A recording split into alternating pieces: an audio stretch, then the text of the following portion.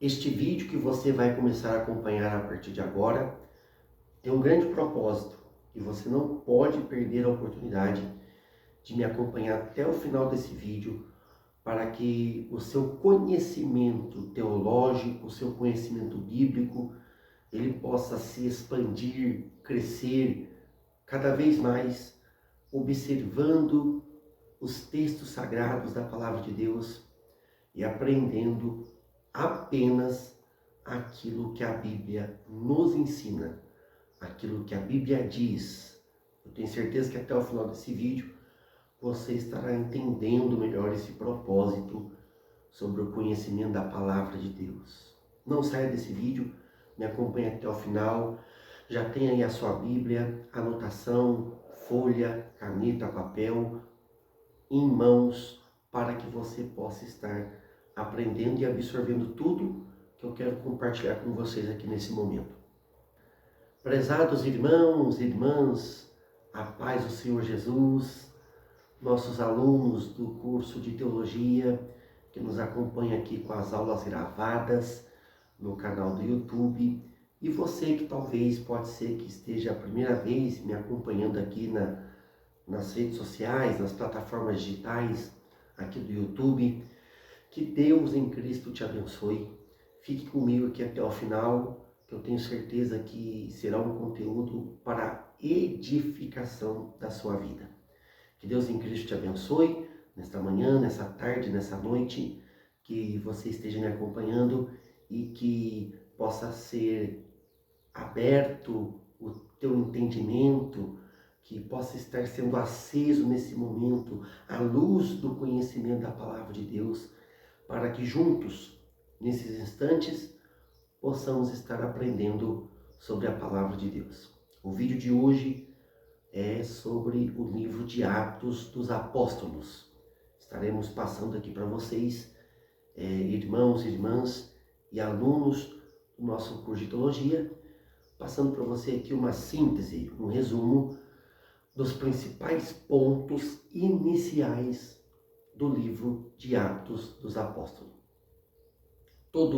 Maioria dos livros, ou todos os livros, mas isso não se encaixa em todos os livros da Bíblia, mas maior parte dos livros da Bíblia, se você quiser obter o conhecimento de introdução sobre quem escreveu, informações iniciais a respeito das características do livro, para quem foi escrito, etc.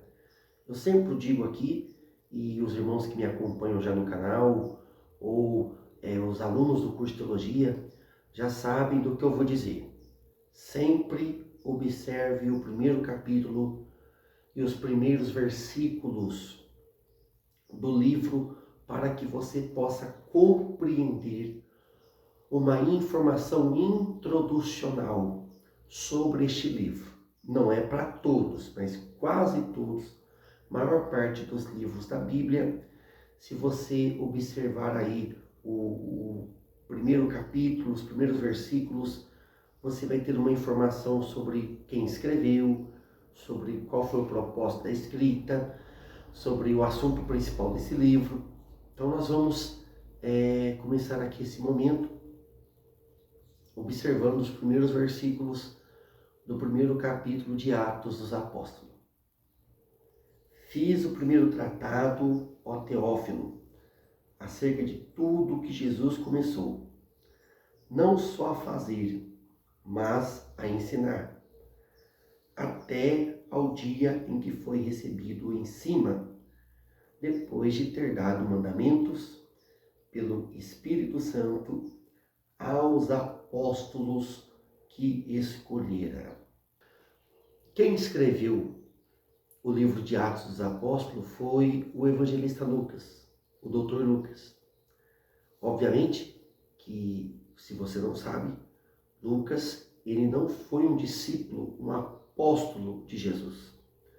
Lucas, ele não teve o privilégio de conhecer a Jesus, não andou com Jesus.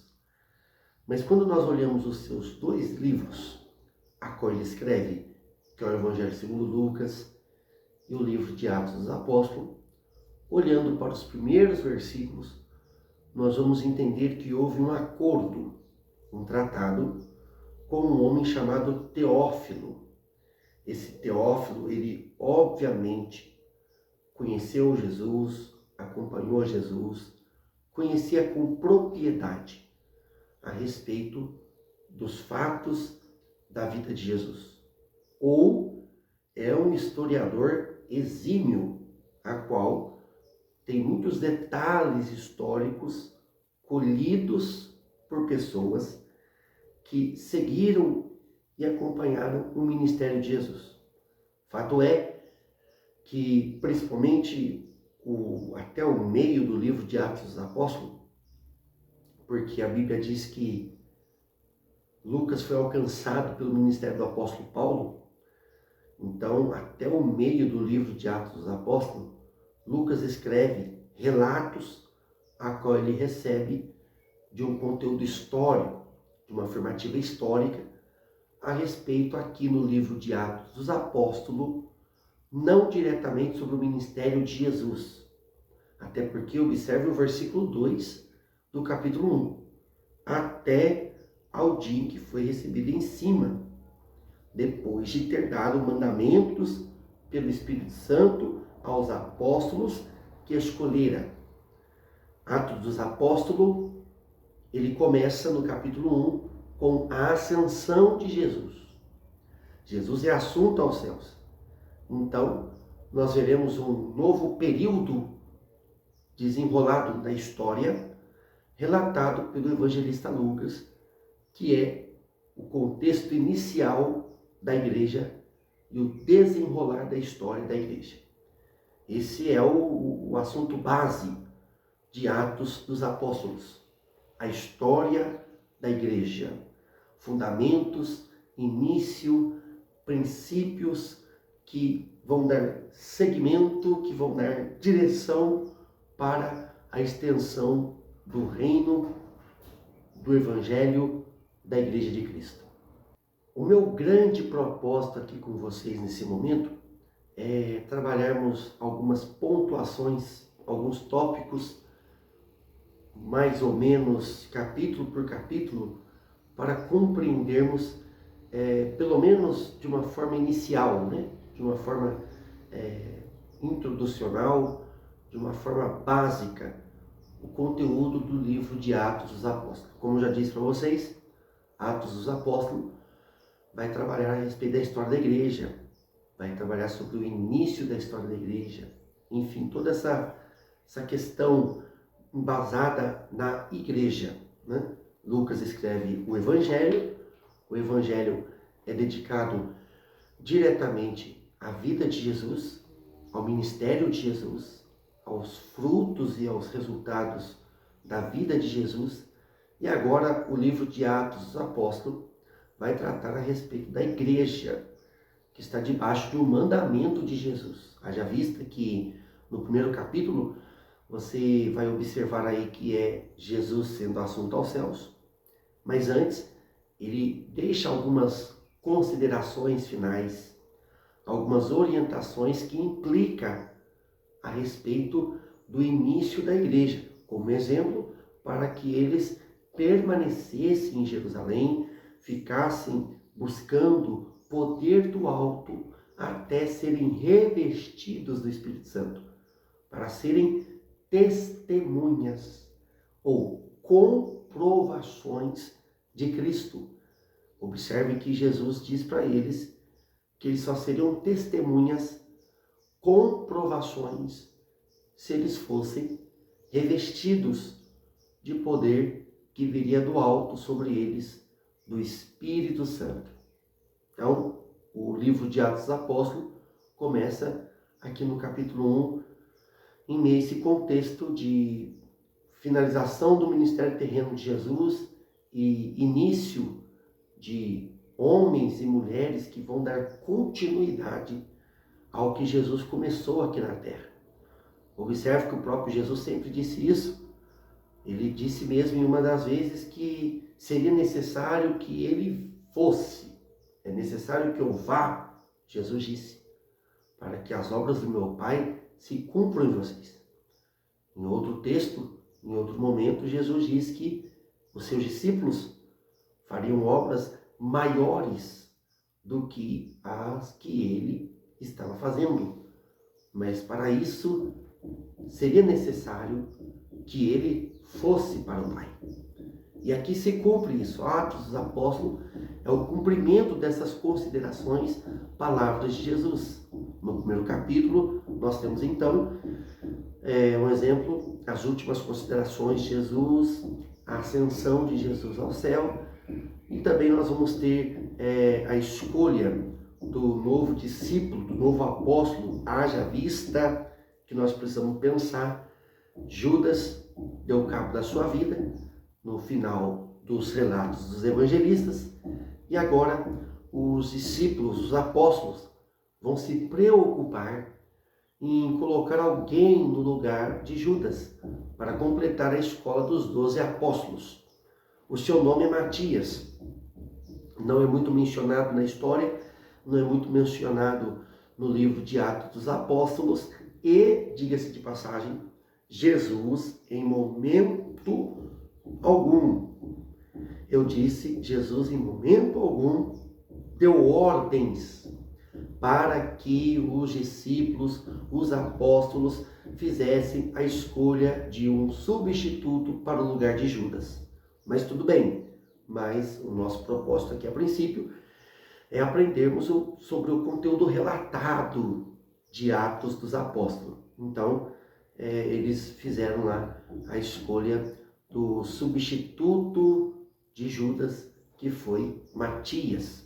Após eles escolherem, o novo apóstolo, o novo discípulo, para substituir a ausência de Judas e completar a escola dos 12 apóstolos, a Bíblia diz que eles continuam ali no propósito de oração, de perseverança de oração, orando, buscando a Deus e seguindo a orientação de Jesus, porque a orientação de Jesus foi para que eles ficassem orando, buscando revestimento, poder do alto, até que eles fossem revestidos de autoridade, de poder do Espírito Santo e fossem testemunhas de Jesus Cristo. Mas isto não seria de qualquer forma, isso não seria de qualquer jeito, seria buscando o poder na oração, na perseverança na oração, porque assim os discípulos permaneceram, os apóstolos e um grupo de 120 pessoas permaneceram até Atos dos Apóstolos, capítulo 2, a qual a Bíblia diz que, cumprindo-se o dia de Pentecostes, Deus também cumpriu a sua promessa. E cumprindo a sua promessa, houve o derramar do Espírito Santo. E havendo o derramar do Espírito Santo, houve ali manifestação de línguas repartidas como de fogo, houve ali a manifestação pentecostal, que não tem nada a ver com a festa do Pentecostes, mas falamos a manifestação pentecostal, porque ela ocorreu no dia de Pentecostes. E eu já quero dizer para você aqui que não vou conseguir trazer todas as informações teológicas, todos os detalhes aqui nesse vídeo. Mas se você tiver alguma dúvida ou quiser aprender mais sobre a palavra de Deus, entre em contato conosco, faça parte dos nossos cursos de teologia, faça parte dos nossos cursos específicos sobre a palavra de Deus, que eu tenho certeza que você estará aprendendo muito mais a respeito daquilo que nós estamos comentando, falando com vocês aqui nesse vídeo. Uma coisa mesmo, essa questão de Pentecostes não ter nada a ver com os pentecostais, o movimento pentecostal, mas está ligado diretamente aos dois fatos. Mas isso nós teremos que ter um outro momento, um outro assunto. Você, aluno do curso de teologia, talvez já passou por essa aula, por essa disciplina. Então, por isso que eu quero ser objetivo aqui falando do que está relatado no livro de Atos dos Apóstolos. Estudando aqui com vocês o que está relatado, o que está escrito no livro de Atos dos Apóstolos, eu acabei de dizer que então houve a manifestação do Espírito Santo, né? Os crentes foram revestidos de autoridade, eles agora saem do cenáculo onde eles estavam ali no momento íntimo, particular, privado, em oração, buscando poder, revestimento. Então eles prosseguem, saem do cenáculo, e Pedro, o pastor instituído por Jesus nos relatos do Evangelho, ele vai pregar a mensagem, pregar a palavra de Deus. Aproximadamente 3.000 almas aceitam a Jesus, aceitam a palavra, se tornam ali automaticamente membros da igreja primitiva. E ainda no capítulo 2 nós vamos ter uma grande lição, que é a base do crescimento, a base de como começou a igreja primitiva. Houve quatro pilares que deu início à igreja primitiva. O primeiro pilar está no texto de Atos dos Apóstolos, capítulo 2, versículo 42. Perseveravam na doutrina dos apóstolos, ou palavra, né? O primeiro pilar da igreja primitiva, que deve ser o pilar da igreja de hoje, não muda. A Bíblia não muda, a palavra não muda, ela continua a mesma, né? A palavra, ela é inerrante, ela é imutável. Os ensinos de Deus para nós não mudam. E a igreja primitiva tem esses quatro pilares. E nós, como igreja, a igreja institucional de Jesus, precisa seguir ainda esses quatro pilares até a vinda de Cristo, que é doutrina dos apóstolos. Perseveravam, observe o termo perseveravam, não é somente algo momentâneo, mas é um processo contínuo na doutrina dos apóstolos, na palavra de Deus. A palavra, ela deve ser um grande pilar da igreja de Cristo. Segundo, é na comunhão. Segundo pilar que inicia, que vai dar segmento, que vai dar o norte, o caminho para o crescimento da igreja primitiva, é a comunhão dos irmãos. E era uma comunhão extraordinária, uma comunhão em que eles entregavam tudo, todos os irmãos, irmãs, servos e servas de Deus traziam tudo e compartilhavam um para com os outros. Era um nível de comunhão extraordinário. E a igreja deve continuar seguindo a comunhão entre os irmãos, a comunhão entre os santos, para o fortalecimento da igreja. Terceiro pilar da igreja primitiva, que vai dar o crescimento da igreja, partir do pão, conectado ao segundo pilar, comunhão. Partir do pão. E o quarto pilar que vai dar o crescimento, o surgimento para a igreja primitiva, é a oração. Perseveravam na doutrina dos apóstolos, na comunhão, no partir do pão e nas orações. E assim a igreja vai crescendo.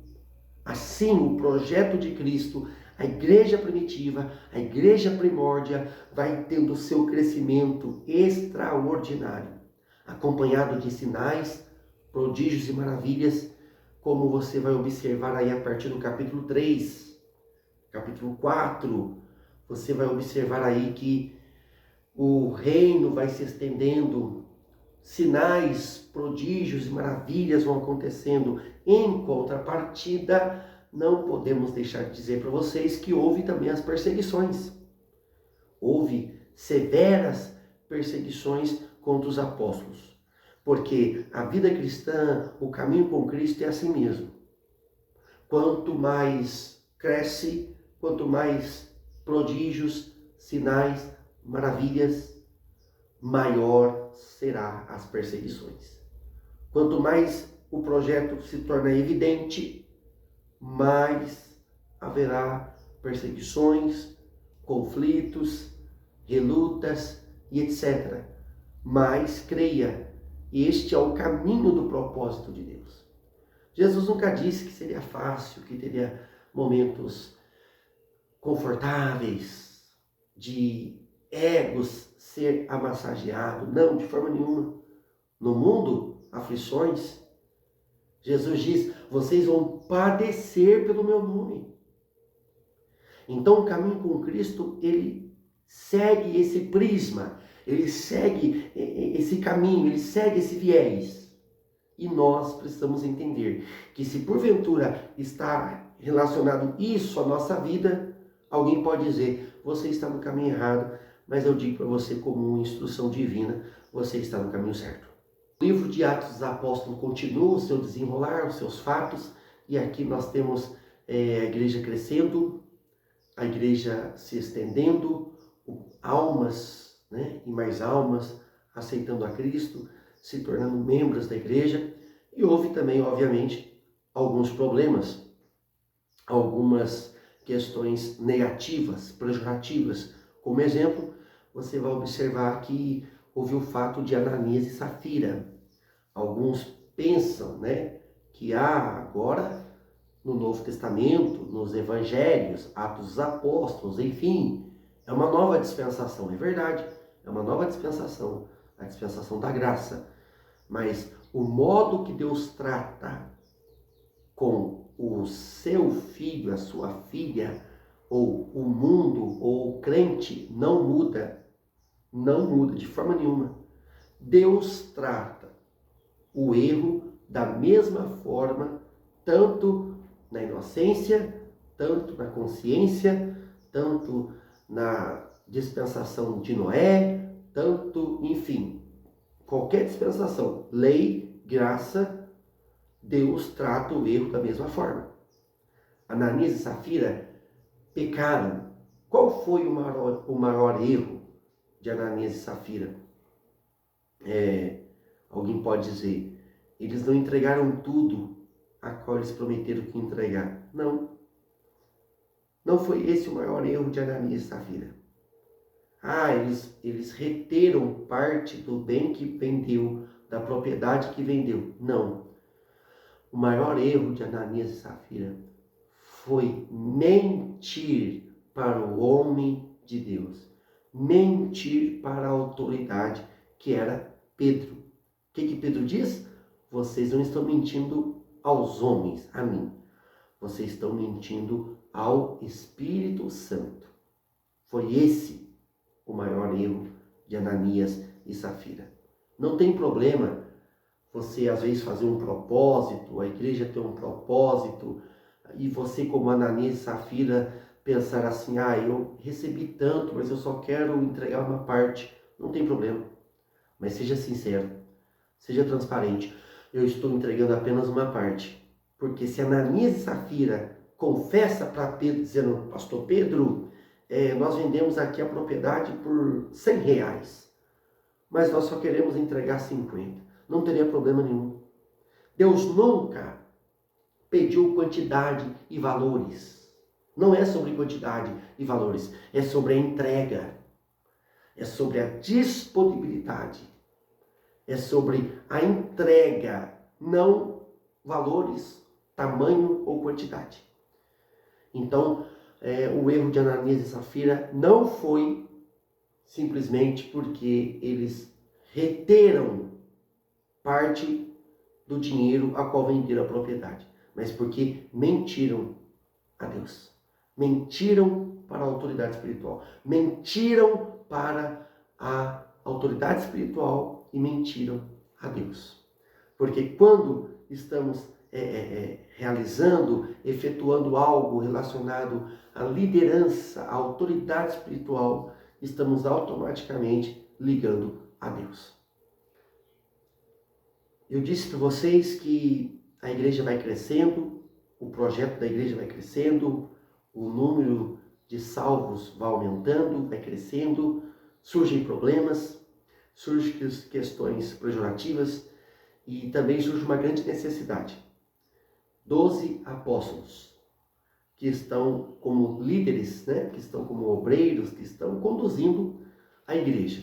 Temos o líder maior, que é Pedro, o pastor, mas temos também 11 homens que estão cuidando dessas pessoas. Porém, é um número muito grande.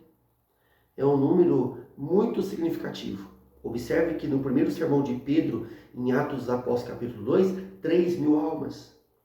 Posteriormente, Pedro prega de novo, e anuncia de novo a sua mensagem de defesa do Evangelho e a mensagem evangelística para o povo, e é aproximadamente 5.000 almas que aceitam a Cristo. Então, o crescimento da igreja está vindo uma proporção muito grande. E com isso, os apóstolos não estão conseguindo atuar no ministério da palavra, cuidar dos irmãos, auxiliar os irmãos, auxiliar nos cultos.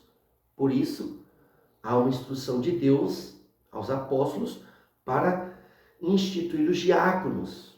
E os diáconos surgem aqui por causa de uma necessidade de servir à mesa, cuidar dos órfãos e das viúvas, enquanto os apóstolos se dedicam no ministério da palavra. Agora, não que um diácono não possa atuar no ministério da palavra. Nós temos 2 diáconos que vão se destacar no ministério da palavra e vai crescer ministerialmente e vai deixar de cuidar dos órfãos, a viúva, vai deixar de servir às mesas e vai atuar no ministério da palavra. Estevão e Filipe. Então, mas todavia, a função principal, a intenção principal da instituição dos diáconos é o que diz Atos dos Apóstolos, capítulo 6. Servir às mesas, servir aos irmãos, servir à mesa e cuidar dos órfãos e das viúvas. 7 diáconos são escolhidos com todas as atribuições. Não é porque eles vão fazer um serviço que a princípio é mais simples, mas não é que pode ser qualquer pessoa. Tem que ter todas as atribuições que está escrito em Atos capítulo 6. Cheio do Espírito Santo, em ter o conhecimento da palavra, todas as atribuições ali que você pode estudar com mais detalhes, que está em Atos dos Apóstolos capítulo 6. Os apóstolos vão instituir os diáconos e, como eu já disse para vocês, 2 deles se destacam. Estevão, o diácono Estevão, se destaca no ministério da palavra, se destacou tanto e pregou com tanta autoridade que agora ele vai ser o primeiro mártir da igreja primitiva. Ele vai ser o primeiro mártir do Novo Testamento. Ele prega com tanta autoridade que os homens, os líderes religiosos que estavam no templo, mandaram que ele saísse do templo e mandaram apedrejar ele. E, infelizmente, de um ponto de vista de sofrimento, né? Mas temos um ponto de vista positivo também, mas infelizmente, por ponto de vista triste do sofrimento, ele foi apedrejado até a morte. A experiência que Estevão teve é uma experiência extraordinária. Antes da sua morte, ou próximo da sua morte, ele vê os céus abertos. E ele vê o Filho de Deus à destra do Pai para o receber em glória. Isso aqui é algo muito extraordinário, que é a experiência que Estevão tem, porque enquanto ele está sendo rejeitado na terra, ele está sendo aprovado pelo céu. Ele está sendo aprovado pelo Senhor. E glória a Deus por isso. E aqui podemos extrair uma grande lição. E a grande lição que nós podemos extrair é que nem sempre a aprovação terrena está condicionada à aprovação celestial. E também nem sempre a desaprovação terrena está condicionada à desaprovação celestial. Às vezes está sendo rejeitado, desaprovado aqui na terra, mas está sendo aprovado pelo Senhor. Nós precisamos ter essa sensibilidade para compreendermos se estamos no caminho certo do Senhor ou não. Que o Senhor nos dê essa sensibilidade, né? Que nós possamos entender, não ser levado por méritos e aprovações humanas, mas sim por méritos e aprovações divinas. Estevão é um diácono que se destaca, Filipe é um homem também que se destaca, sendo um grande evangelista, andando na direção de Deus. Então nós temos o capítulo 8, Filipe segue um direcionamento de Deus, encontra o etíope, encontrando o etíope, explica para ele o que ele estava lendo, porque ele não estava entendendo, e o resultado foi que após a explicação de Filipe para o etíope, eles estão diante de um poço, eles estão diante de um lago, e o etíope pergunta: o que me impede de eu ser batizado? Filipe diz: nada, se você entende e crê no que eu estou te dizendo, nada te impede de você ser batizado. Então nós vamos compreender que o crescimento da igreja não está condicionado somente aos apóstolos, mas também está condicionado a diáconos, a evangelistas, a homens escolhidos por Deus que não fazem parte da escola dos 12, mas que todavia Deus vai usando-os com alguns propósitos para o crescimento da igreja. E agora, a partir do capítulo 9 de Atos dos Apóstolos, surge um dos maiores missionários, um dos maiores apóstolos. Apóstolo por quê? Porque foi Jesus que enviou ele. Foi Jesus que se encontrou com ele no caminho de Damasco. Então nós temos o Saulo, ou o Paulo, dependendo do idioma e da cidadania. Por quê? Porque Deus não mudou o nome de Paulo para Saulo. Você que é meu aluno já está acostumado, eu já falei isso várias vezes.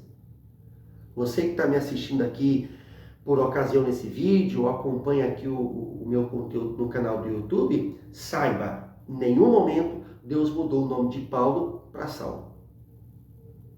Saulo, porque ele tinha cidadania judaica, cidadão judeu, hebreu, e Paulo, porque ele tinha cidadania romana.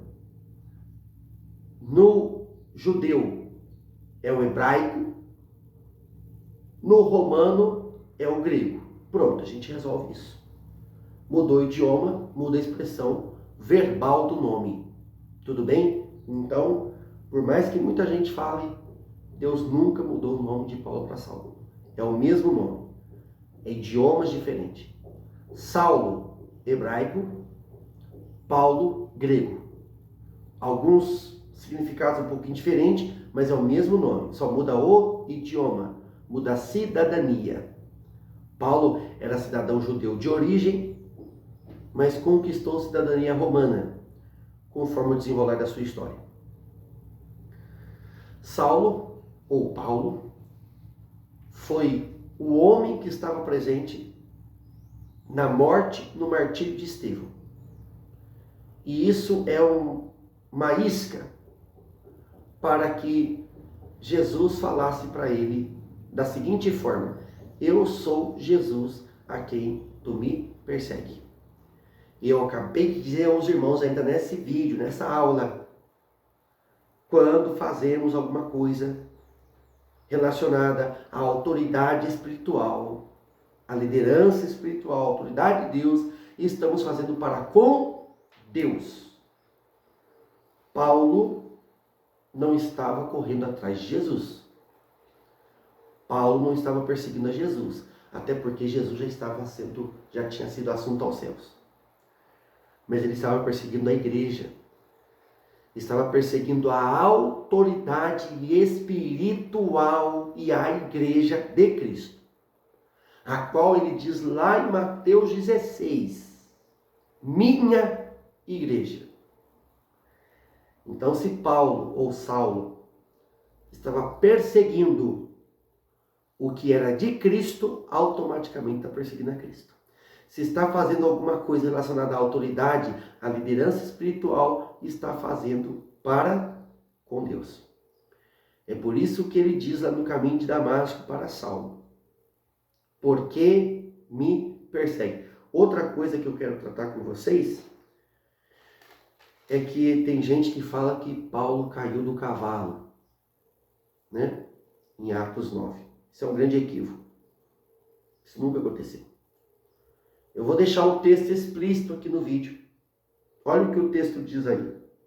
Olha o que o texto bíblico diz. E caindo em terra, ouviu uma voz que lhe dizia: Saulo, Saulo, por que me persegues? Caindo em terra. Não é caindo do cavalo. Então nós precisamos ler e estudar com mais detalhes a Bíblia, a palavra de Deus, para que possamos entender de fato o que está escrito. Quero falar para você de novo, novamente, se você tem interesse em estar aprendendo mais, absorvendo mais conteúdo da palavra de Deus, entre em contato conosco, faça parte dos nossos cursos de teologia, que o nosso propósito é esse, é abrir a sua mente, abrir o entendimento, para que você possa entender e compreender o que está escrito nas Escrituras. Apenas o que está escrito nas Escrituras. Nada mais, nada menos do que a Bíblia diz. A partir do capítulo 10, a Bíblia o livro de Atos dos Apóstolos, vai dar ênfase ao ministério do apóstolo Pedro, que é o pastor da igreja primitiva. Então, começa ali o capítulo 10 de Atos dos Apóstolos com a conversão de Cornélio. Cornélio tem uma experiência sobrenatural com o Senhor, e a Bíblia diz que então o anjo do Senhor vai até Pedro e fala para Pedro ir à casa de Cornélio e pregar o evangelho para Cornélio. E Cornélio, quando Cornélio é sua casa, sua família, que não são judeus, são gentios, mas Cornélio era um gentio de muita fé, de uma índole, né, de um caráter libado, de um homem de uma conduta coesa, de uma conduta correta, e um homem bom, de boas obras. E aí então Pedro, direcionado pelo Senhor, vai até a casa de Cornélio. Cornélio que já está tendo um relacionamento com o Senhor, mesmo sem conhecer. E agora a Bíblia diz que Pedro prega a palavra e toda a casa e Cornélio foram selados, visitados, batizados pelo Espírito Santo. E posteriormente, então, ocorre o batismo nas águas, e então o evangelho vai sendo pregado aos gentios, sai do foco dos judeus e começa a ser pregado para os gentios.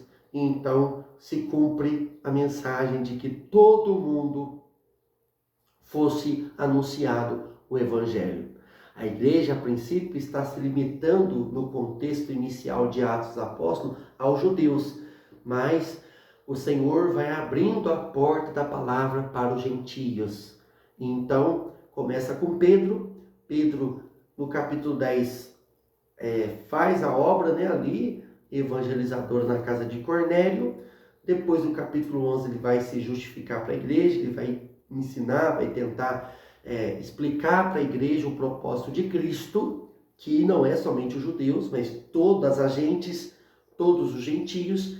No capítulo 12, Pedro novamente vai ser preso, né? Lembrando que lá no início de Atos dos Apóstolos, Pedro já foi preso uma vez, foi livre da prisão, e novamente, Atos capítulo 12, Pedro vai ser preso novamente, mas a igreja vai orando, buscando a Deus, e então Pedro é livre da prisão, porque esse é o contexto da igreja. O contexto da igreja é esse: perseguições e livramentos, livramentos e perseguições.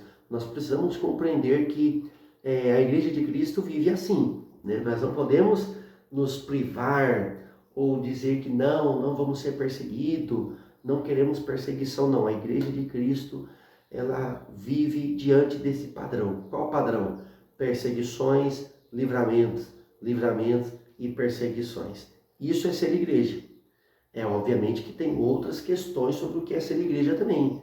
Existem bênçãos e bênçãos liberadas para a igreja, mas nós precisamos compreender que as perseguições faz parte do propósito de Deus para a sua igreja, para que o nome do Senhor seja glorificado, porque não tem livramento se não tiver perseguição. E havendo o livramento ao testemunho da grandeza da glória de Deus. A partir do capítulo 13, o foco sai do apóstolo Pedro e volta então para o grande apóstolo, o grande missionário da igreja primitiva, o responsável de muitos gentios e muitos povos no contexto de Atos dos Apóstolos, ser alcançado pelo Evangelho, o apóstolo Paulo. A partir do capítulo 13 e o capítulo 14, é o momento em que o Espírito Santo vai separar a Paulo para a obra, junto com seus companheiros, Barnabé, depois lá na segunda viagem missionária, Silas ou Silvano, dependendo da tradução, e Timóteo, e assim vai seguindo. Mas o destaque, a ênfase é em Paulo, porque Paulo é o apóstolo dos gentios, o apóstolo que Cristo envia, que Cristo separa, chama para que o evangelho fosse pregado, para que a mensagem do evangelho fosse estendida, para que muitos povos, extensões geográficas pudessem ser alcançadas com o conhecimento da palavra. Atos dos Apóstolos vai se estender agora a partir do capítulo 13, 14 adiante, com as viagens missionárias do apóstolo Paulo e enfatizando explicitamente, dando ênfase e foco ao ministério do apóstolo Paulo. Em uma outra ocasião, em um outro momento, uma outra aula, nós estaremos tratando exclusivamente sobre o ministério de Paulo, sobre as viagens missionárias de Paulo, incluindo o conteúdo das epístolas paulinas.